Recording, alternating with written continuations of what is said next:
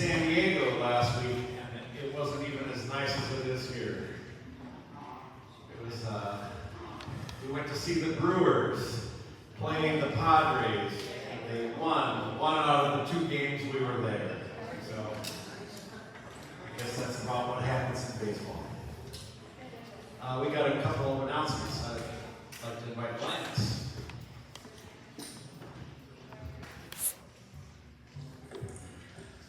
October's kind of busy at the beginning, I think. So next week is 2 things. First of all, it's the last week to bring anything for Lutheran World Relief. So if you have anything for them, next week's the deadline. Also next week is the Walk to the Well. If you're willing and able to walk, come on down. We walk from here down to the Prior Street Well, along with other things afterwards from what I have been told, voluntarily of course. Or if you're unable to walk, and I know some people are unable to walk, I believe there is a sign-up sheet to donate for those who are walking, or just donate in general. I believe the money goes to the local food pantry, correct? Yeah. So Project Concern. So yeah, Lutheran World Relief next week, and Walk to the Well. Thank you, Lance.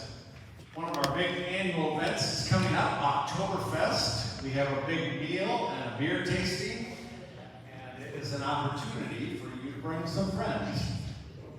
Introduce them to your church. And we'll also, that Sunday morning, be doing another name tag Sunday. So you'll have an opportunity. It is really a great opportunity for you if you've been thinking about inviting someone to church. That'd be a great day to do it. We'll put our best foot forward, and we'll be as visitor friendly as we can be on that day. I hope we're always visitor friendly. We should always learn this before. We do. We try. All right. The fall campaign is going to begin this week. If you haven't signed up for one of the events yet, please see my wife. She's at the table in the back. And if you have signed up, please see my wife, because she has a card for you that has all the information of where you are going and the host phone number and email, and just in case, and directions. So either way, you're going to have to see my wife.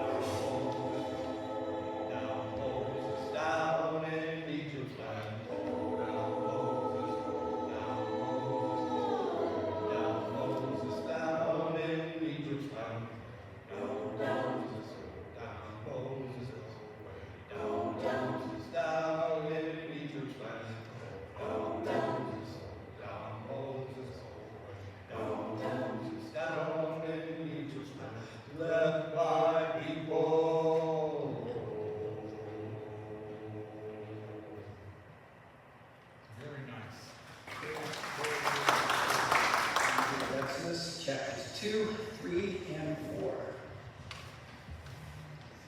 After a long time, the king of Egypt died. The Israelites groaned under their slavery and cried out. Out of the slavery, their cry for help rose up to God.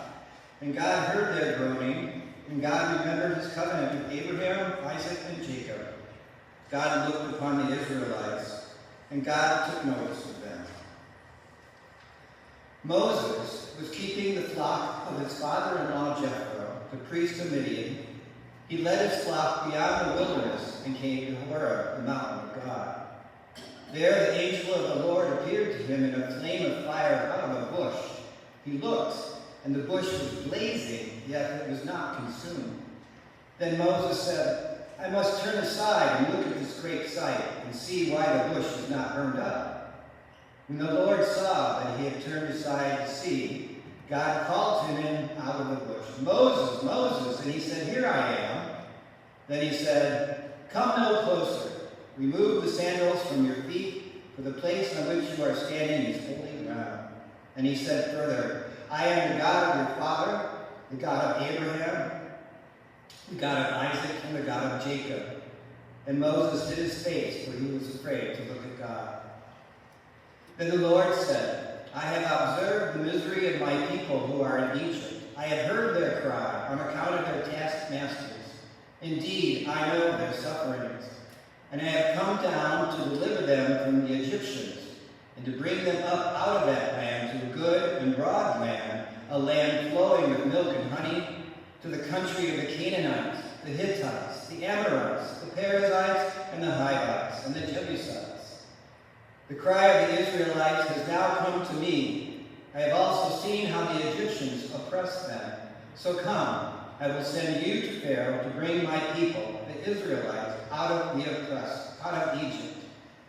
But Moses said to God, Who am I that I should go to Pharaoh and bring the Israelites out of Egypt? He said, I will be with you, and this shall be the sign for you that it is I who sent you. When you have brought the people out of Egypt, you shall worship God on this mountain. But Moses said to God, If I come to the Israelites and say to them, The God of your ancestors has sent me to you, and they ask me, What is his name? What shall I say to them? And God said to Moses, I am who I am.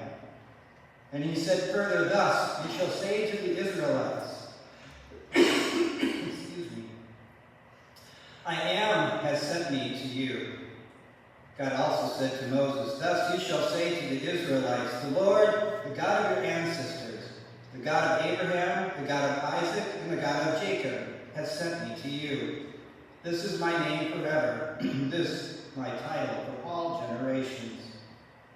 But Moses said to the Lord, O my Lord, I have never been eloquent, neither in the past, nor even now that you have spoken to your servant, but I am slow of speech and slow of tongue. Then the Lord said to him, Who gives speech to mortals? Who makes them mute, or deaf, seeing, or blind? Is it not I, the Lord?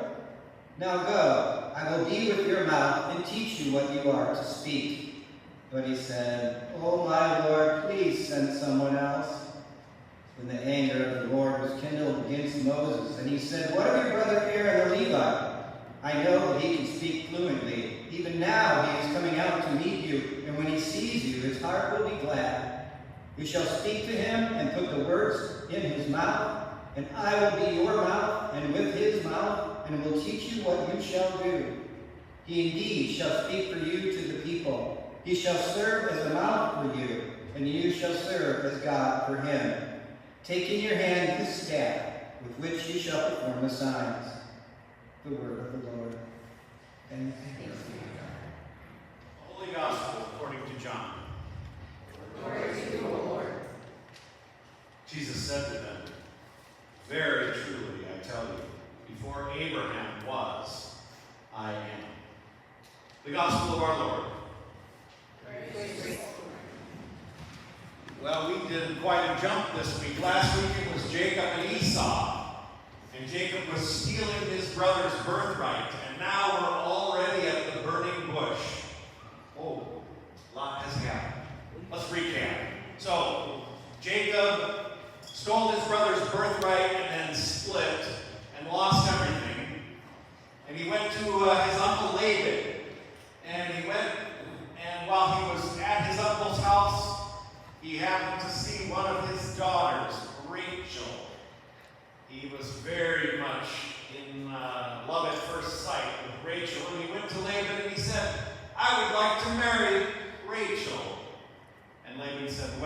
if you work for me for 7 years, you can have her. Because he had nothing. Otherwise, he would have just bought her. So he worked for 7 years. And then on his wedding night, or maybe the next morning, when the lights came up, he realized this was not Rachel. This was Leah, her older sister, her less attractive sister. Or maybe she was less agreeable. I don't know. But he didn't like her as much. And so he went to Laban and he said, you know, you really tricked me. Get it? Because Jacob tricked his brother. And Laban said, well, we have to marry the oldest first. So if you would like to marry Rachel, you can, but you have to work for 7 more years. And he does. And then he starts having children with his 2 wives. They kind of go back like ping pong. This one has one, this one has one, this one, until there's 12 sons. And those 12 sons become the 12 tribes of Israel. Now you know the rest of the story. Not really. Then, one of the brothers was, just happened to be the son of Rachel, and Jacob favored him more. And so, as brothers do, they sold their younger brother into slavery to some Midianites. And they lied and said that an animal killed him. Lots of lying going on in the Hebrew Bible. Then he, through lots of different things, most interpreting Pharaoh's dreams, gets put in charge of all of the kingdom. And then when there's a famine and they are the only ones who have food, Jacob's brothers come and they are looking for food. And he kind of messes with them a little bit because he knows them, but they don't know him. They don't recognize him. And you could watch the Joseph and the Technicolor Dreamcoat or one of its versions on Netflix if you want more on that. But then, as our scripture for today says, the king who knew the Israelites died. And a new king arose, a new Pharaoh, and Pharaoh decided that he was going to enslave the Israelites because he was afraid of them. There were so many, they were multiplying so fast. And his fear caused him to enslave them. And then we have God coming to someone named Moses, who, if you remember, was put in a basket and floated down the river because of the oppression of Pharaoh wanting to kill all of the babies, the boys. And so he gets picked up by Pharaoh's own daughter and raised in the palace and is given a great education and learns all kinds of different subjects. And then he's mad because he sees one of his Israelite brothers or sisters being oppressed. And he breaks in, he steps in, and he kills one of the taskmasters. And he flees. And this is how he ends up in Midian. And he is living with his father-in-law and his wife.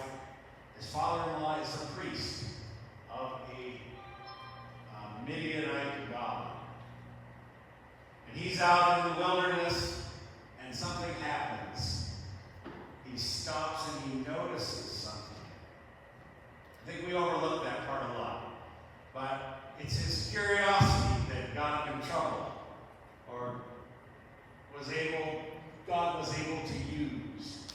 Maybe he was naturally curious, but the bush was burning, and he looked at it, and he stopped, and he was going, look at that. And he stayed there long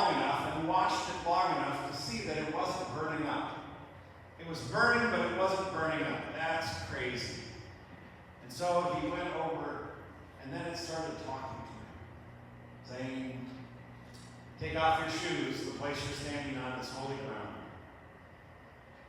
And then he said, I have a job for you, Moses. I want you to go to Pharaoh and tell him to let my people go. Let all the Israelites go. You're going to lead them out of Egypt. And Moses says, no, you got the wrong person. I can't do that. I'm not very good at speaking. And then he gives this long speech to God about how he's not good at speaking and convinces God to give him some help. I'd say that's pretty good. I wish I could speak that good. I guess so do you. And Moses is called by God to go back to the place where he came from, to set free God's people. Now this is really groundbreaking stuff, because not that, I mean, even the Midianites, they had their own set of gods. Everybody kind of worshiped some god or another. It was a very spiritual, or at least everybody had a god, sometimes multiple gods. Most of them were gods that were made up by them. But the God of the Hebrews does something that none of the other gods do. He hears the cries of the oppressed. Groundbreaking stuff. And then what does he do? He collaborates with human beings to get things done. None of the other gods really probably never got anything done because they weren't real. But they also didn't ask. And so the God of the Hebrews calls Moses and he says, all right, if I'm going to do this, who do I tell them, the Israelites, that you are? And so God says, my name is I am who I am, or I am who I will be, or I will be who I am, or I will be who I will be. It could be any of those combinations. Lots and lots of time and energy has been spent by rabbis trying to figure this out. And each one of those four names means something different about God. My favorite is I will be who I am. Because to me that means that God is always God. And God is consistent. And I believe that God is love. Our scriptures say that over and over again. And so that's never going to change. God might change with the times and with people and be present in different ways, but always as love. We aren't going to someday all of a sudden realize, oh, God is coming as wrath. I will be who I am. One of the things that this story tells me is that sometimes we don't see ourselves very accurately. We sometimes tell ourselves stories that, oh, I'm not very good at something, or I'm not very pretty, or I'm not very strong, or I'm not fill in the blank. But God comes to us if we're curious, and He is with us.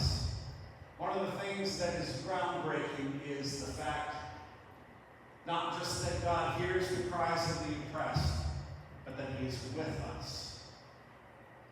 Does anybody have a friend who knows you really well and still wants to spend time with you?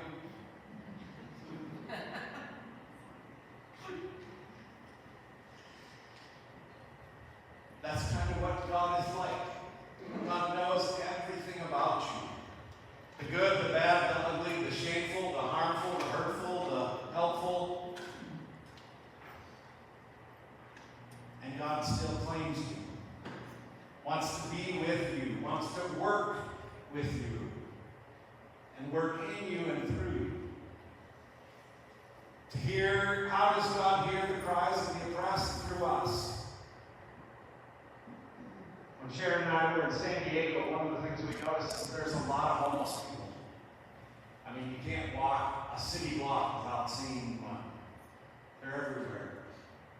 Now they're very well behaved compared to some of the homeless people that I've been around in the past. No one was asking for money. But we were sitting there eating dinner and thinking about homelessness. And we were kind of curious. I wonder if we had unlimited resources, could we solve this problem? And then we started thinking about the causes of homelessness. And it is a huge problem. And it's not one that we came up with a very good solution to. Not one, anyway, that we could make much of a difference at all. But maybe God is calling us not to end homelessness, but to see who in our circles, who in our lives are oppressed.